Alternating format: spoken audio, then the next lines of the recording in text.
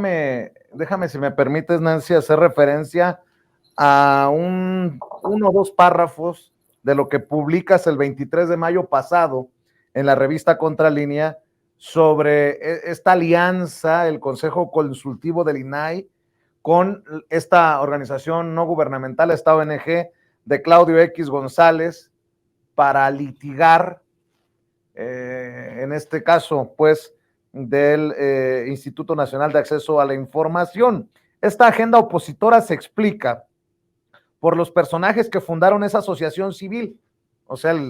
este Consejo Nacional de Litigio Estratégico, supuestamente sin fines de lucro. Y aquí están, el empresario Claudio X González, presidente fundador de Mexicanos contra la Corrupción y la Impunidad. Gustavo de Hoyos Walter,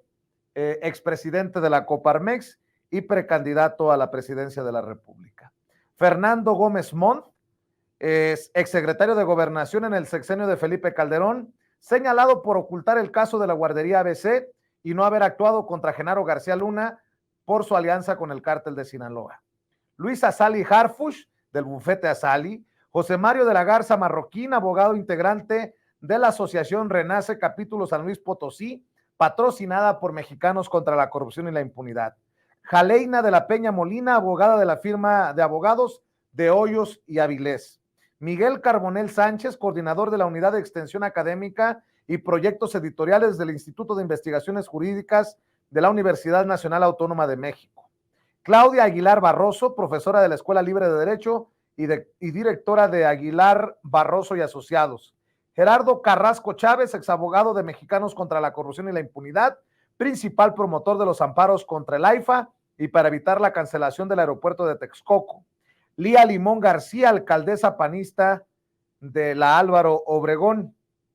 Y en esta asociación civil también participan Mariana Calderón Aramburu, ex consejera del Instituto Nacional de la Ciudad de México, ex colaboradora de la Suprema Corte de Justicia de la Nación en la ponencia del ministro José Ramón Cosío y actual directora general de este Consejo, de este Consejo Nacional de Litigio Estratégico, y los abogados Andrea Viloria García y Alejandro Martínez Martínez. No, pues pura chulada, pero uno no puede ser mal pensado y creer que hay alguna intención política detrás de esto. Solamente con esta lógica podría entender que prosperen todas estas acciones que están llevando a cabo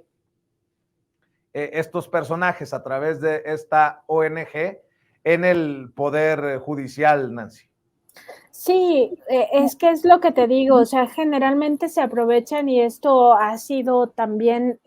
motivo de análisis en otros países porque no es México el único caso. Los casos más terribles pues han sido, por ejemplo, en Brasil, ¿no? Que incluso el expresidente Lula da Silva pues fue a dar a la cárcel por este llamado lawfare,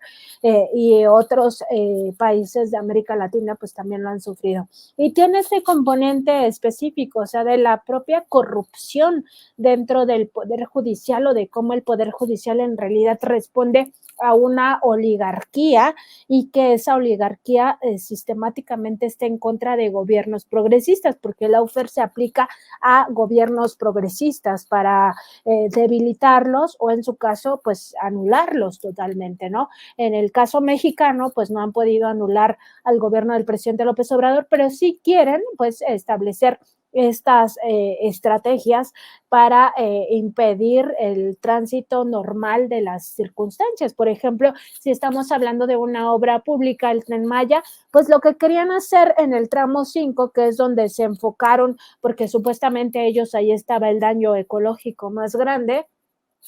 y crearon otras estrategias como Sálveme del Tren, pero en realidad seguían siendo exactamente los mismos los que estaban litigando, que es este grupo de Claudio X y Gustavo de Hoyos,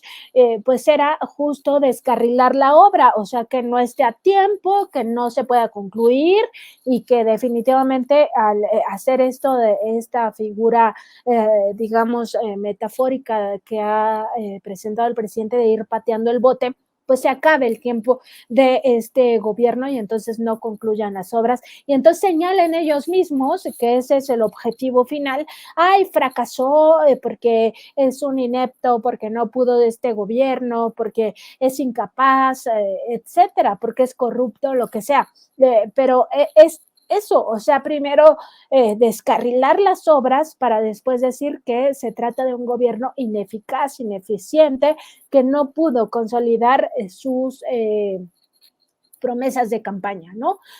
Pero son ellos los responsables, o sea, ellos son los que propiciaron el descarrilamiento de esa obra. Ese es el fondo, pero ellos no iban a decir esto, o sea, ellos solo iban, por una parte, lo discrecional, pues estar interponiendo los juicios de amparo y en lo mediático, pues decir o señalar el fracaso. Es, digamos, como una doble estrategia y en esta estrategia las dos organizaciones fundamentales son, por una parte, Mexicanos contra la Corrupción y la Impunidad y por otra parte, el Consejo Nacional de Litigio Estratégico. El Consejo ya lleva toda el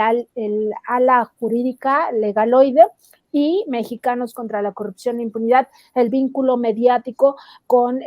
pues esta narrativa de decir que es un fracaso, que es el peor gobierno, que estamos en lo máximo de la corrupción, que nunca hubo nada peor que lo de ahora, etcétera, y muy de la mano y muy legitimado por los grandes medios de comunicación, cuando en realidad pues también lo hemos visto aquí, Vicente, Mexicanos contra la Corrupción pues no hace periodismo, no está comprometido con estos valores éticos fundamentales de la profesión que son la independencia y no son independientes porque dependen de un grupo de poder y ellos mismos se convierten en un grupo de poder que es este sector económico ligado a Claudia X González Guajardo y todos sus intereses empresariales de Kimberly Clark. Está ligado al mismo tiempo con otros grupos empresariales que son muy amigos de